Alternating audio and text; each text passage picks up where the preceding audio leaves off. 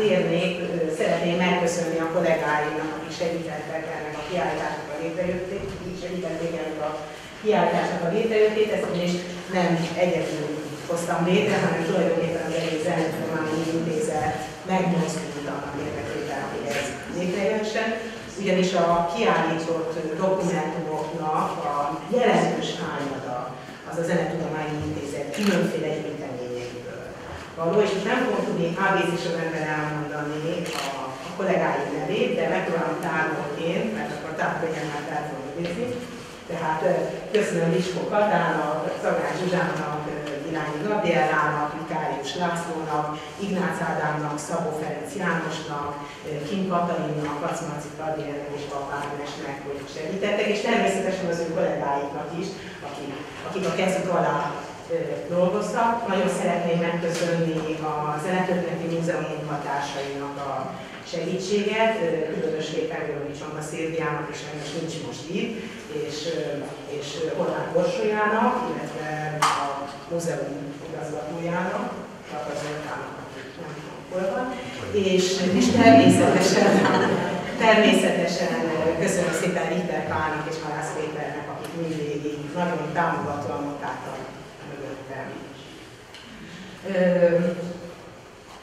Természetesen nem csak az Zenetudományi Intézet munkatársai azok, akik dolgoztak ezen a kiállításon, és szeretném felhívni a figyelmüket a dizájnra. Tudni kell erről, hogy hát azt a javaslatot kaptuk az MTA 200 dolgot, igyekezzünk az MTA 200 betűtípusait, színvilágát felhasználni, ez ugye nem egy könnyű feladat, de valóban igyekeztünk, és szeretném megmutatni, talán a sötétkék függönymódon kevésbé látszik, de a piros és a világos kéken azért megmutatkozik, hogy azon, hogy használtuk a betűtípusokat és a színeket, egy olyan dizájnt alakítottunk ki, ami tulajdonképpen a lényegét mutatja meg ennek a kiállításnak, tehát hogy felül az MTA főépülete látható és tükröződik a Zenetudományi Intézet másik irányban, és hát nem kell azt gondolnunk, hogy a Duna van a kettő között, de ugye azért a valóságban egy kicsit valóban ez látható, és hát a design az nem itt a jövő munkáé, legalábbis úgy gondolom.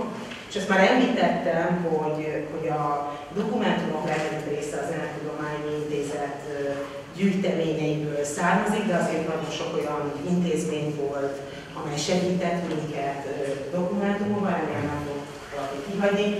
Nagyon sok dokumentumot kaptunk az MTA könyvtártól, legalábbis a kézirattártól, valamint a Néprajzi Múzeumból, a Liszt Múzeum és Kutatóközpontból és az Zeneakadémia különböző gyűjteményeiből. És hát akkor egy kicsit beszélnék a koncepcióról. A közepén a kiállítási térnek két tárról látható, az egyik Bartók Bélához és a másik pedig Kodály Zoltánhoz kapcsolódik. Úgy kell ezt valahogy elképzelni, hogy tulajdonképpen a magyar zenetudomány, mint hogy ez egy atom lenne, és ez lenne itt az atommag, vagy mintha ez lenne az a nap, ami körül a magyar zenetudományi bolygó, itt különböző bolygók, a magyar zenetudományi bolygók kerüljenek. Gondolom, hogy azt nem kell megmagyaráznom, hogy olyan Bartók és Kodály áll a középpontban. Körülöttük 4 álló táró látható.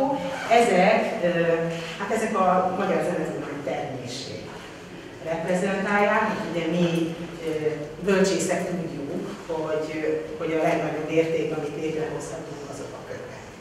És úgy gondoltuk, hogy ezek a könyvek mutatják meg leginkább azt, hogy mennyi mindent tett le az asztalra a magyar zenetudomány. Ezek egyébként 4 különböző tematikát képviselnek. Itt az első, a 12-es számú tárlóban a dallamtörténeti kutatások állnak. Ez a magyar zenetudománynak egy nagyon speciális és tulajdonképpen nagyon egyedi iránya, ami tulajdonképpen nemzetközileg is unikálisnak tekinthető, és azt hiszem, hogy jól összefoglalja azt, hogy a népzenekutatásból, ami legalább látható, olyan nő ki egyfelől a gregorián kutatás, másfelől pedig a későbbi korok dallamainak kutatása. Ugye ezt tudni kell azt, hogy a magyar zenetörténet, ahogy ezt Kodály például ebben a dokumentumban, amit majd meg tudjuk mutatni,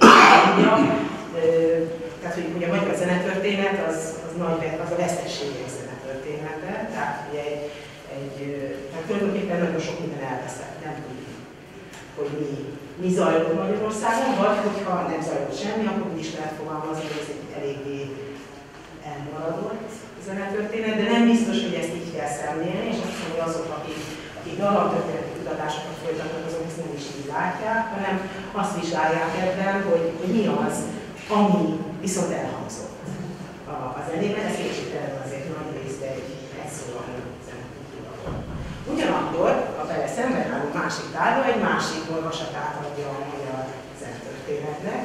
Ez ugye a nyugatias típusú zenei életnek a dokumentumait vizsgálja. Legalább láthatóak azok az összkiadások, amelyek a magyar zenetörténethez kapcsolódnak. Ugye az Erkel és Eliszt összkiadás mellett a Musikáliában Piano sorozat kötetei is láthatók ott. Ugye ez a nyugati zenetudomány gondolkodásában ez a fajta örökség, ami egy nemzeti zenekultúrának a része, és amit megőrzünk ilyen értékes kiadásokban.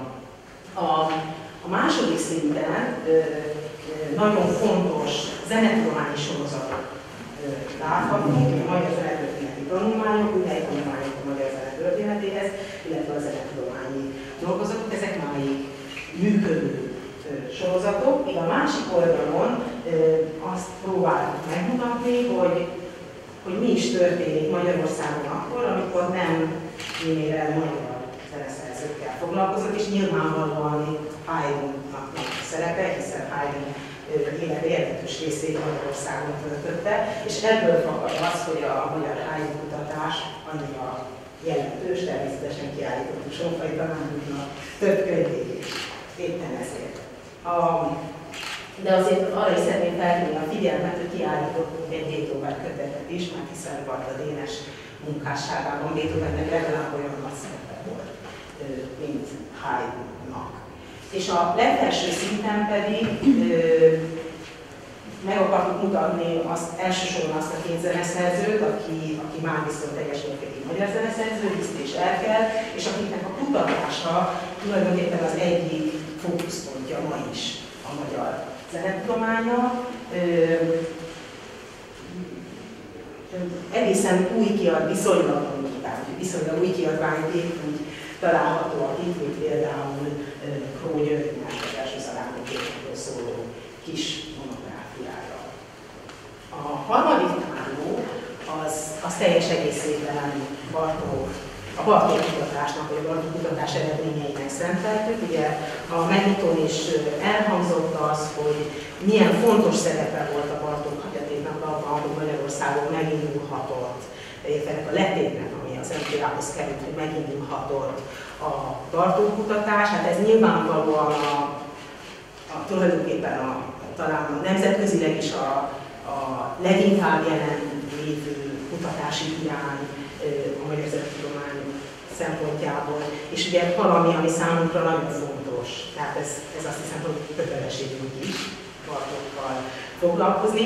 Itt is a Bartók összkiadás kötetei láthatóak alul, amelyek Vitális László megmondhatója, hogy a legfrissebb termés, tehát az, ami most talán a legfontosabb a Bartók kutatásban, a felső tárolókhoz, a felső szinteken inkább olyan alapműveket állítottunk ki, mint Sonfai tanárnak a Bartók vázlatokról szóló úttörő jelentőségi könyve, Taján tanár úr publikációi, de értelmű Falusi József Bartók monográfiájáról az első komoly Bartók monográfia volt, ezt is kitettük. És a negyedik tárló az pedig a 20. századi magyar zene kutatásához kapcsolódik. Ugye ez tulajdonképpen a Bartók kutatás leágazásaként indult meg, és talán lehetek el szerintem, hogy azt mondja, hogy mostanra talán el is érte a Bartók kutatás termelékenységét az, amit a 20.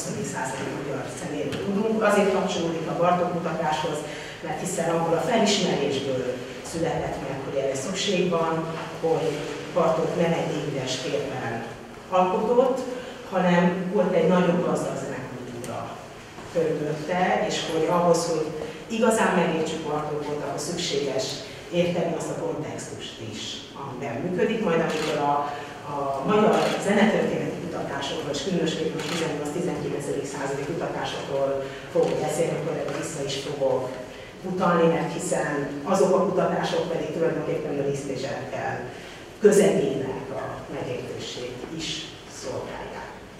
És akkor egy további kör, a mag körül, a falon láthatóak ezekben a keretekben a Magyar Tudományos Akadémia tagjai.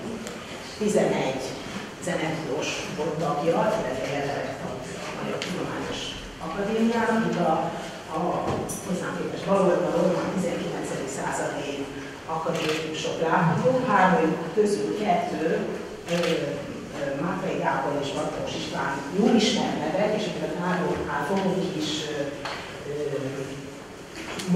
lesznek is hozzájuk kapcsolódó dokumentumok. A harmadik, Bokisics Mihály talán kevésbé ismert, ő egy egyházi történész volt, akit még tudatosan számon tartunk, de azért nem ismerjük az életét olyan módon, mint a másik két akadémikusét. Itt természetesen a két legfontosabb akadémikusunk, Bartók Béla és Kodály Zoltán látható. Ugye Bartók, mint ahogy ez is elhangzott, a megnyitó 34-től dolgozott állásban a Magyar Tudományos Akadémián, 36-ban volt a szépfogó előadása, amelynek a dokumentumot látni fogunk ebben a tárgyban. Kodály 1943-ban lett a Magyar Tudományos Akadémia tagja, egy első kísérletre nem sikerült akadémikussá választani, és ez igen jelentős botrányt váltott ki, akkor ez hogy lehetséges. Viszont később, alig pár évvel később, viszont már rögtön a Magyar Tudományos Akadémia elnökébe is választották 1946-ban, és annyi szomorúságról beszéltünk a megnyitón, azért erről el kell mondjam azt, hogy Kodály elnöksége alatt egy legalább ilyen súlyos válságon ment át a Magyar Tudományos Akadémia, aminek mi tagunk vagyunk most.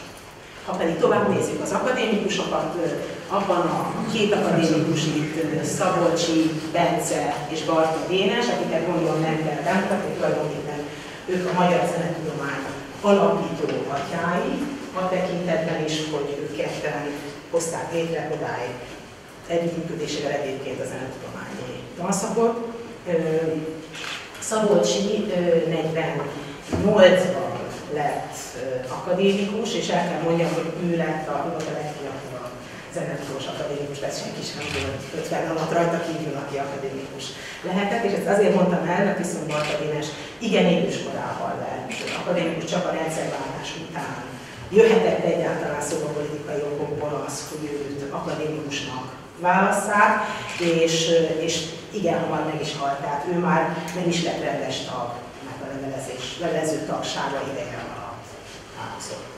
És az utolsó 4 akadémikusunk, Újfalusi József, Sonfai László, Taján Tibor és Grabóc Márta. Grabóc Márta ugye külső tagja a Magyar Tudományos Akadémiának, és egyben az első nő, aki zenetudósként akadémikus lehetett.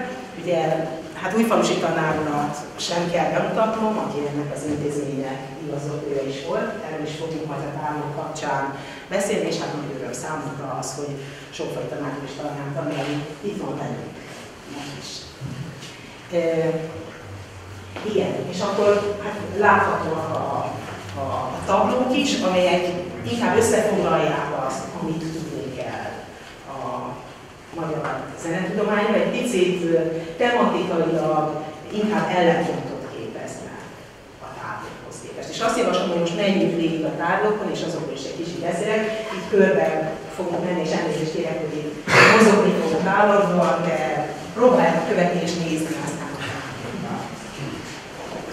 Az első tárgyó a népzenekutatás őskorát mutatja fel, és ugye már egy Gábor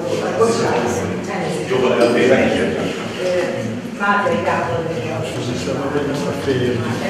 Nagyon fontos azt hangsúlyozni, hogy tulajdonképpen a zenetudomány és az Magyar Tudományos Akadémia kapcsolata az a nézőségével bontakozott ki. Hát az, ami a legfontosabbnak tűnt már a 19. században, az a névzetekkutatás és névzetek gyűjtése volt.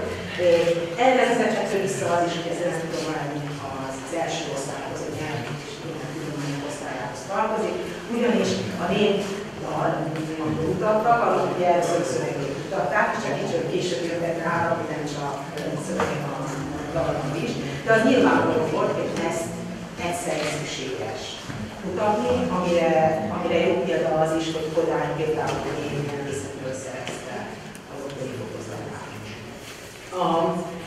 Ugye itt Mátrai Gábornak és Lantos Istvánnak a gyűjtéseit, illetve egy Mátrai Gábor tanulmányi nézeményen látható.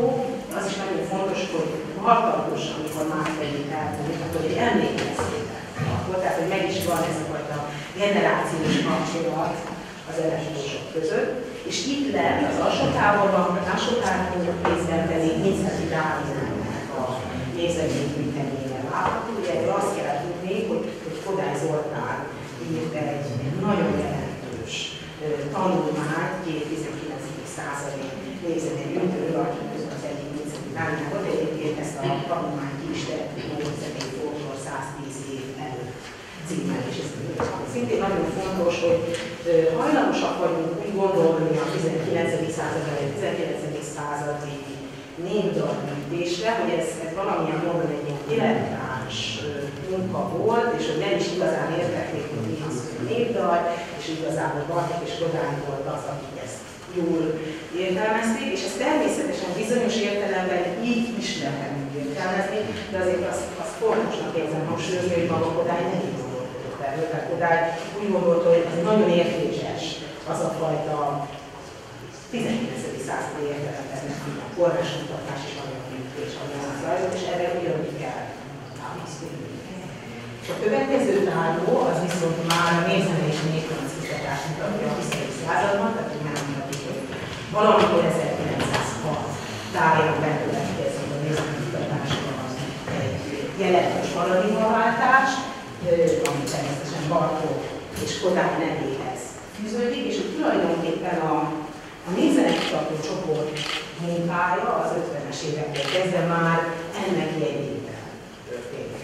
Szeretnék megmutatni egy nagyon szép névdalrejegyzést, amit Kodály tanulmányok helyén készített, középen helyeztük ezt, ennek az az oka, hogy ez mutatja meg, hogy tulajdonképpen hogy is kell kinéznie egy ilyen névzemény, egy névdal lejegyzésének. Ugye látható szépen jottázva a dallam, a géppel a szöveg és a többi verszak is ott látható mellette.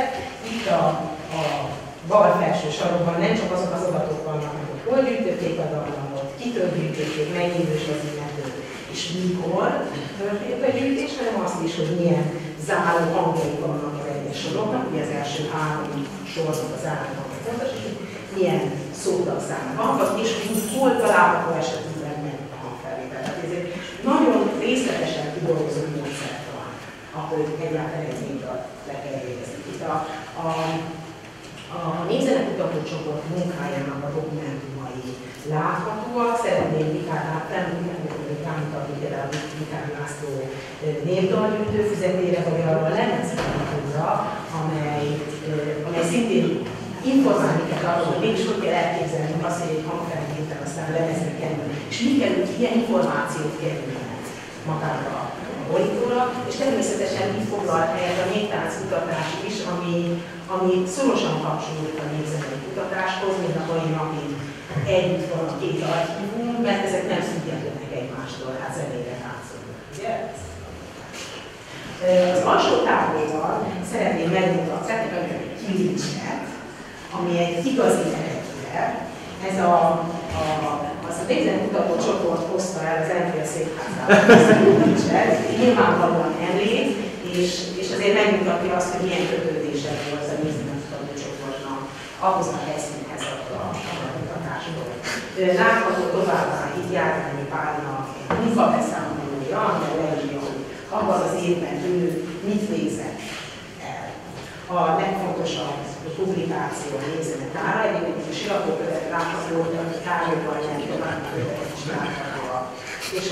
És nagyon fontosak a fényképek, ugye minél inkább közelítünk a fényhoz, annál több fénykép is látható. Itt ugye gyűjtési helyzeteket mutatnak meg ezek, de látható egy olyan fénykép is, hogy a nézőmutató csoportban tudnák körül elhelyezte, hogy kollégák az készül. Tovább megyünk, akkor még mindig a dallam történet kutatások menetén megyünk. Ez a Gregorián kutatásnak a távolja. Hogy mennyire úgy van az, hogy a nézőnek kutatásból nő ki a Gregorián kutatás, az bizonyítja azt, hogy a legfontosabb alapjai a Gregorián kutatásnak, hogy ez Benjámi, Rosszai László és Szentbeli Janka nézőkutatóként kezdték a pályájukat, és azt gondolom, hogy az a fajta módszertani gondolkodás, ami az 50-es évekre kialakult a nézőkutatásban, az alapvetően hatásokról volt arra, hogy milyen módon kell professzionálisan a Gregorián kutatáshoz nyúlni. Ebben a tárlóban személyes dokumentumokat is láthatunk, például a Rosszai Tanárnak alapját, ami egy nagyon jellegzetes, hát aki ismerte őt és látta ebben közül, valami nagyon hozzátartozó, valaminek képviselő láthatunk ezzel a alappal, illetve egy nagyon fontos úttörőkönyvnek a keletkezés történetét követő, egyébként Benjáminnak a Gregoriáció követve, ez egy úttörő kiadvány volt a már nem szállínista, de még kálánista korszakban nagyon mutató, hogy Gregoriánnal foglalkozik, tehát semmi állatítás sem lehet képzelni. Látható a tárgyalban az, hogy egyrészt hogyan készíti el saját kezűvel a különböző kontaktpéldákat, tehát hogy micsoda munka van abban, ugye, amikor már számítógéppel állítunk el egy portál, ez szinte elképzelhetetlen mutat, hogy mennyi kontakt művet. Másrészt, hogy ilyen vászlatok készülnek ahhoz, hogy elkészül a könyv. És itt az alsó tárolban pedig ezek már elsősorban Rosszai László tevékenységéhez kapcsolható dokumentumok.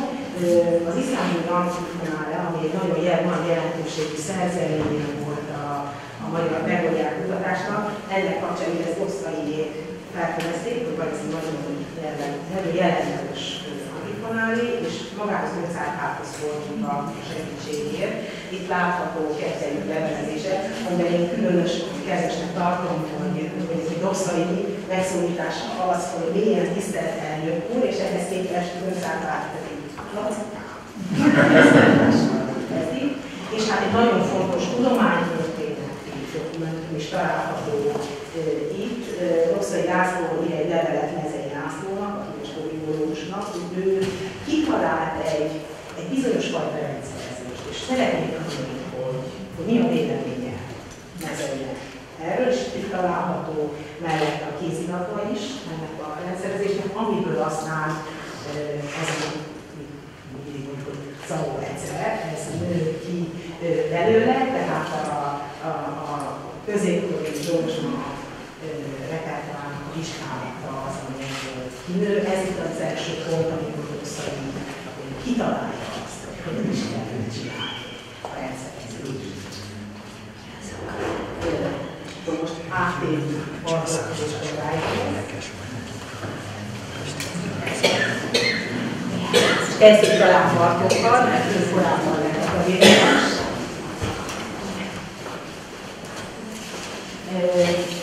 Ugye ez egy hosszú út parkoknak a tudományhoz való útja, és ellentétben kodájjal parkok soha nem tudjuk kapolni olyan fajta szisztematikus tudományos képzést. És ennek ellenére elmondhatjuk azt, és biztos az Iván és László egyet érteni velem, hogy egy rendkívül szisztematikus gondolkodóról van szó, hogy hihetetlen akadémikussággal dolgozik. A kiállító dokumentumok is mutatják ezt, külön kihelyeztünk egyrészt táblakokat, tehát hogy néz ki egy éghajlathelyezés, látjuk, hogy milyen az, amikor keményről készített, itt pedig látjuk, hogy amikor minden kézzel készül, akkor micsoda részletességgel próbálja leírni Bartók mindazt, amit hall. Mert ez nem olyan egyszerű. Egyáltalán nem egyszerű visszaadni kockázásban azt, amit az ember hall. És hogy a rendszerezettségről, vagy a rendszerezésig hajlamból pedig ugye ez a Bartók rendnek egy hídusrend pászlata az, ami látható. És természetesen nagyon fontos normális meditációk születnek ebből. Legfelül ugye az akadémiai székfoglaló előadásnak a kéziratát lehet látni, egy fényképen együtt azokban, hogy éppen elolvassa ezt az akadémiai székfoglaló előadást. Az alsó részben pedig, hát egyrészt ugye azt az alapvetést, amit Bartók és Kodály közösen jegyzett, egyébként elfogalmazók, hogy én fontosnak érzem azt, hogy ezt ők mindketten mediket adták, az egyetemes népdal gyűjtemény tervezetet, amiből aztán a népzenetára végül megszületik, és ez a magyarázata annak, hogy a népzenetára köteteket Bartók és Kodály neve szerepelhez szerkesztősért, én Bartók már nem élt, amikor ezt a sorozatot elkezdték kiadni. És ugye egy másik nagyon fontos tanulmánynak, és tulajdonképpen ilyen alapvető munkának a kéziraton láthatói, a miért és hogyan gyűjtsük népzenét. Nem csak arról van szó, hogy Bartók elmegy és gyűjt, hanem hát minden tudós tudja magáról azt, hogy módszertanilag is végig kell gondolni azt, hogy mit hogyan csinálok. És ez egy ilyen alapvető módszertani tanulmány. Ugye a nagyon nagy jelentőségű magyar néptan monográfia és kinyújtom állítva, 1924-ben jelent meg, és példa van arra is, hogy a zeneszerző mit is kezd azon tapasztalattal, amit tudós szerez. Pont az akadémiai székfoglaló időszakában jelennek meg a női tagok, női és gyermekek tagok, és egy például a Kámon van kiállítva. Ez is felfedezésem, azt még fog hozzászólni, hogy azért került oda a végére egy kánon, mert a magyar kórus kiadóvállalatnak azt mondta szokás, hogy a média feldolgozások, az viszont népzenei alapú kórusműveknek az utolsó, a füzet utolsó darab az mindjárt kell. És akkor Kodály, aki egy egészen másfajta tudós személyiség volt. Tehát teljesen más alapú ember. Ugye az embereket néznek egymást. Tehát valószínűleg ez a magyarázat annak, hogy ők tudtak együtt dolgozni, bár azt is tudjuk, hogy ezeket a 19.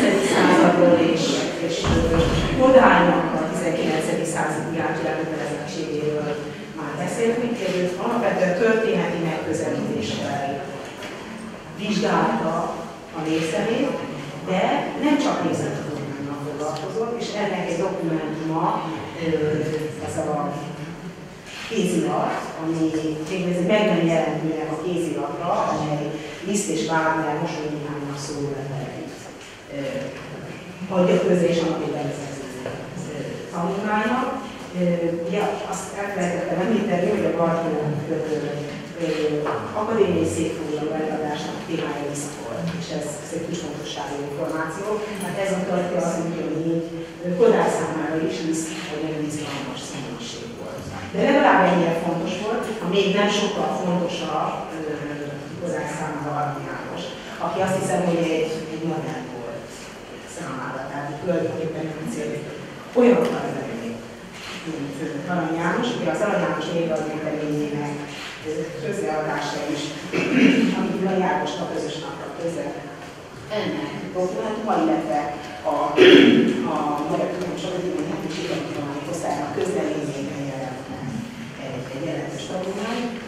Tulajdonképpen a masszonizai gyűjtés, ami egy szintén látható modern kiadásban, az is Arany János miatt érdekelte Kodály. Az alsó táborban elsősorban az akadémiai tevékenységgel kapcsolatos dokumentumokat állítottuk ki. Nagy bánatokat nem tudtuk kiállítani egy jelentő beszédet sem, mert a Magyar Tudományos Akadémia másokat szereplő állítja ki. Ezeket nem tudtuk megkapni, de azért próbáltunk fényképekből nagyon sokat kitenni. Ezek közül ugye ismert az a kép, amikor Kodály meghal, a Magyar Tudományos Akadémiának hozták fel, és akkor egy fénykép arról, hogy a tömeg áll a Magyar Tudományos Akadémián, és egy másik fényképet is szeretnék még kiemelni, ahol a Szentgyörgyi Aljárt látható. Egy, ugye, hát ami Szangyőti el nem ment, menekült, Magyarországról a hír volt az alelnök, hát pedig. Köszönöm szépen, hogy ez tulajdonképpen az elnök.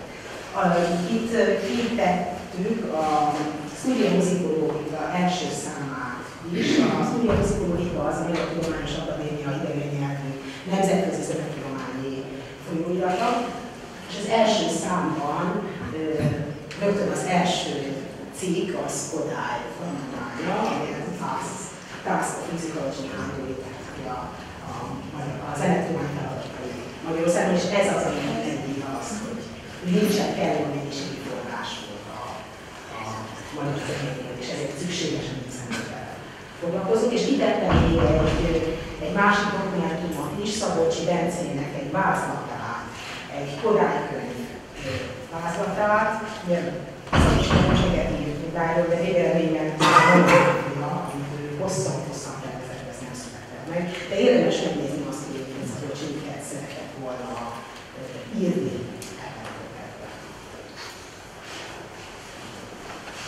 És akkor tovább megyünk, és elnézést kérek Marci idejét. És még mindig egy picit Bartókról és a Bartók kutatásról, és a Bartók kutatásból kinövő 20. századi kutatásról lesz szó. A tárgyak felső részében a Bartók archívum működésének dokumentumait láthatjuk, fényképeket, megint csak olyan fényképeket, ahol olyan hírességek láthatók, mint Kodály Zoltán, Tóth Galadár, Szabolcsi Bence, Pásztori Ditta, vagy éppen Dönajsz Dinde és Anselmi. Az emlékkönyvben is látható a Bartók archívumnak, illetve az a fajta kutatás, ami elindult a Bartók archívumban, itt az Álegon harmadik kézirata mellett Somfai tanárunknak egy analízis lapja látható. A tároló alsó részében pedig az ebből kinövő 20. századi kutatás dokumentumai tekinthetők meg. Szeretném felhívni figyelmet arra, hogy a bal felső sarokban van egy vázlat Somfai tanárunk, és a jobb alsó sarokban is van egy vázlat Somfai tanárunkról, vagy pontosabban egy gondolattérkép a 20. századi kötet témájának a kérdéseiről, és itt láthatóak egyrészt Traján Tibornak a Magyarország zenetörténete 5. kötetéhez készített tartalomjegyzékek, illetve azok a gyűjtéseket a budapesti hangversenyek adatbázisának, a később adattárának katalógus céljáig, illetve a Berlász Melinda és munkatársai által létrehozott Veres Sándor kötet, ami indítja tulajdonképpen a zeneszerzőjének kutatását. Bartóknak az amerikai tudományos munkájáról nincsen ki dokumentum. Arról most nincsen, az most nincsen. A következő tároló pedig az, amire utalt főigazgató úr is a vezetőjében, az új irányok és a nemzetközi kapcsolatok. Mert ugye ma már számukra teljesen evidens, hogy rendkívül fontos az, hogy a tudományterületeknek jelentős nemzetközi kapcsolataik legyenek. Ez azért az 50-es évek végén, 60-as évek elején nem volt ennyire magától értetődő. Ilyen értelemben a Magyar Tudományos Akadémia életében az 1959-es Haydn kongresszus az egy nagy fordulópontot hozott. Azt hiszem, hogy ez volt az első nagy nemzetközi konferencia, amit a Magyar Tudományos Akadémián rendeztek, és ugye dokumentumok is fennmaradtak erről. Kodály előadást tart például ezen a fotón, ez az előadás meg is tekinthető külön lemnyomatként.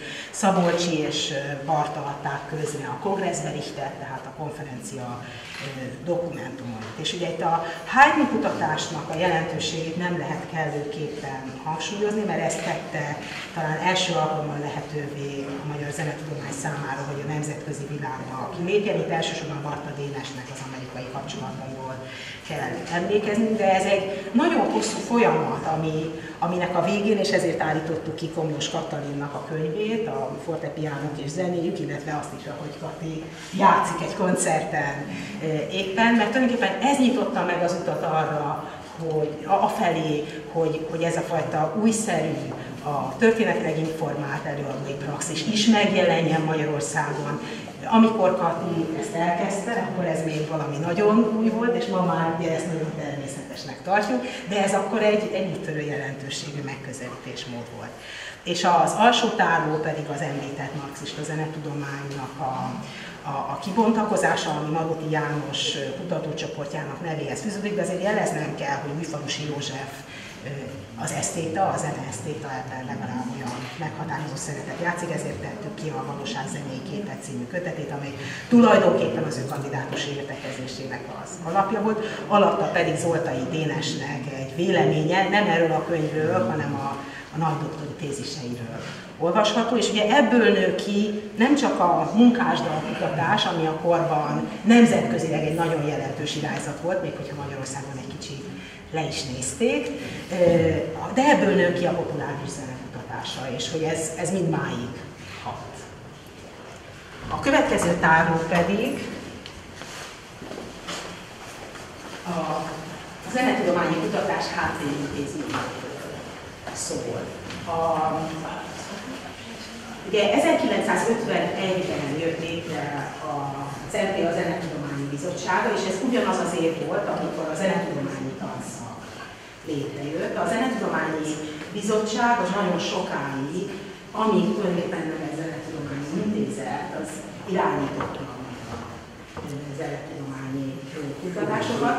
Itt látható egy német osztály ellenúttól, egy meghívó Molnár Antal zenetörténész számára, hogy legyen tagja az újonnan alapult Zenetudományi Bizottságnak, és mellette rögtön Szabolcsi Bercének, aki a Zenetudományi Bizottság első titkára volt, mert Kodár volt az elnök, egy tervezete a zenetudományi kutatást, úgy mondja, 5 éves tervéről.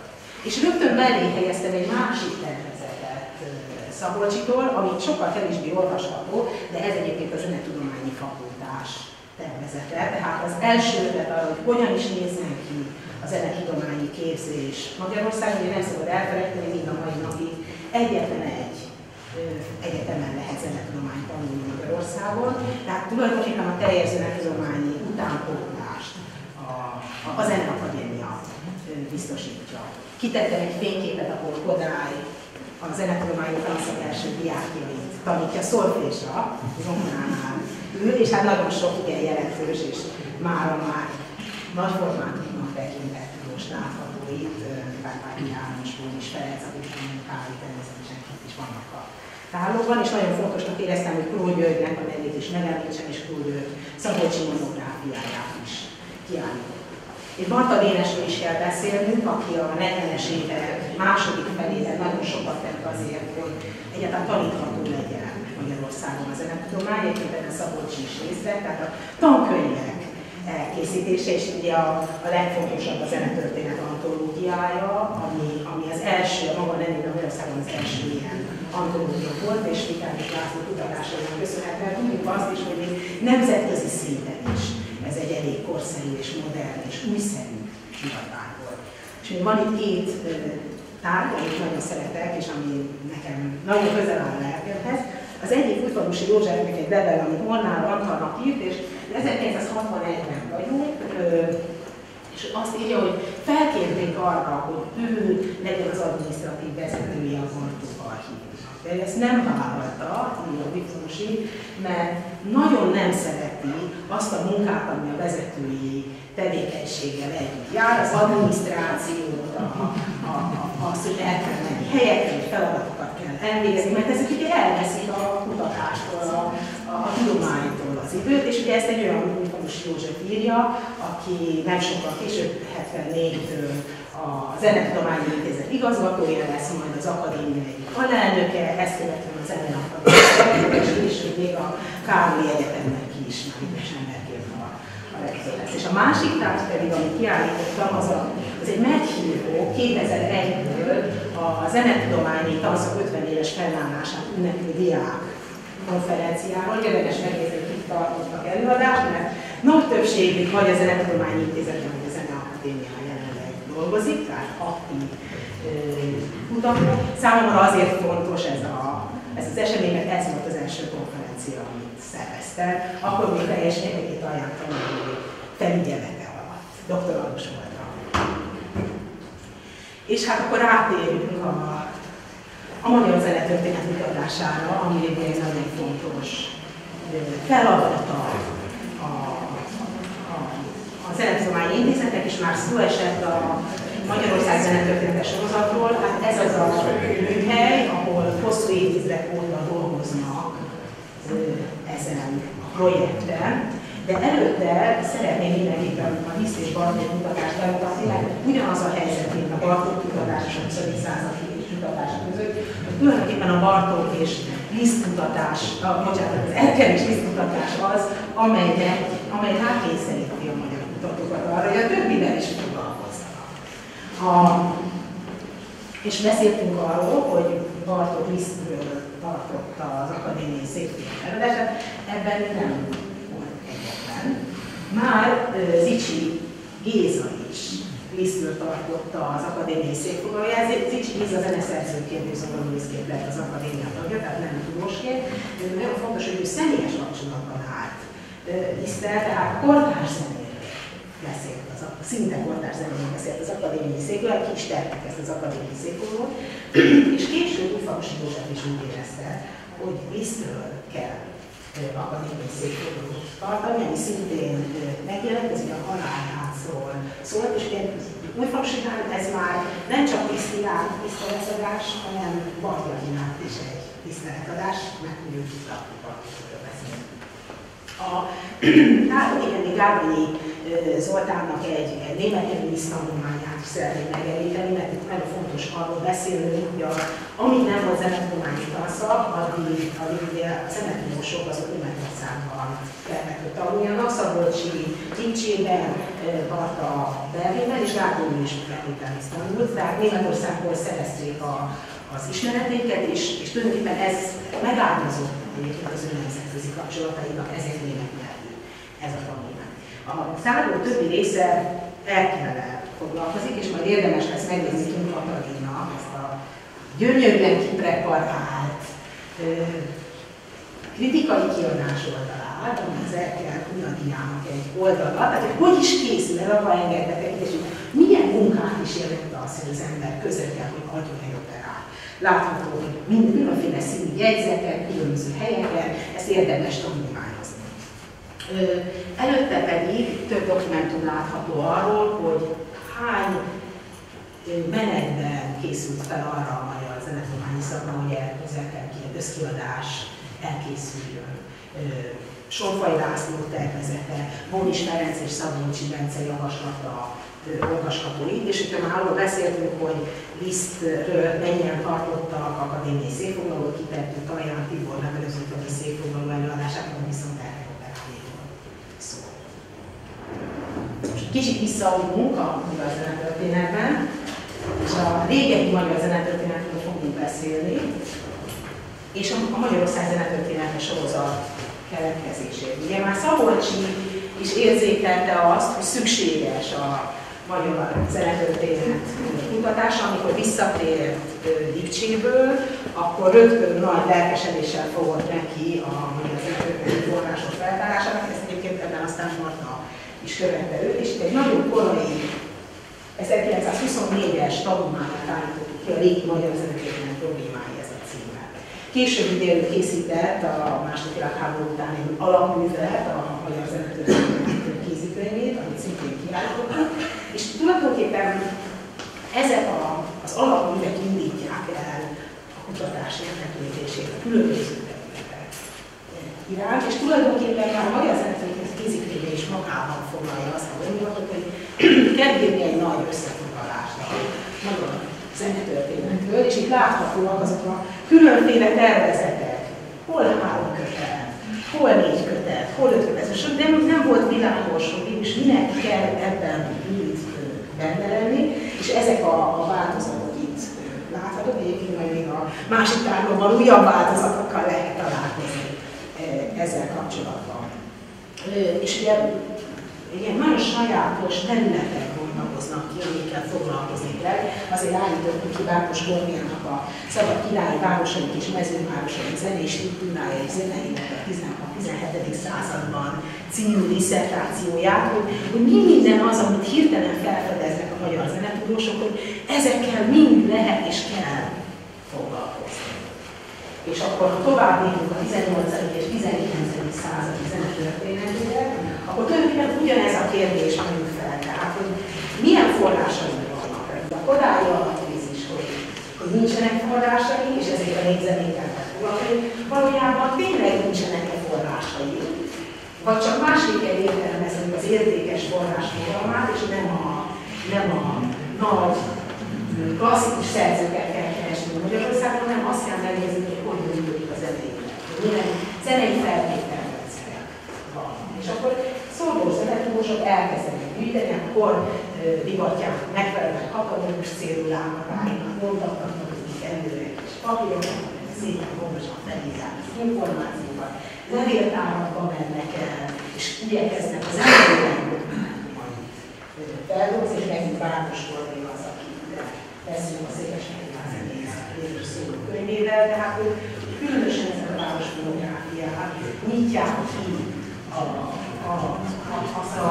azt a keretet, amiben egyáltalán elképzelhető a zenetörténet, és ezért a 18-19. századi kutatásokban nagyon fontos kutatók vesznek részt, hol is Ferenctől Eckhart Márián át, Sas Ágnessig és Kim Katalin, tehát nagyon-nagyon sokféle személyiség az, aki elkezd, hát ezt a zenettudományi aktívunkát elvégezni, mert anélkül nem lehet nagyobb koncepciókat megfogalmazni.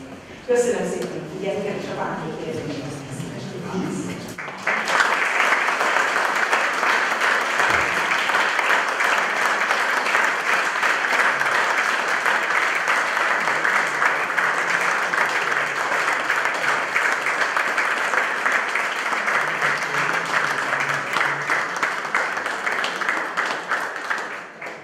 Köszönjük szépen Annának ezt a bemutatást, és akkor, ha még van annyi erő és kedve a tisztelt társaságért, akkor már itt arra megint eljövőnket.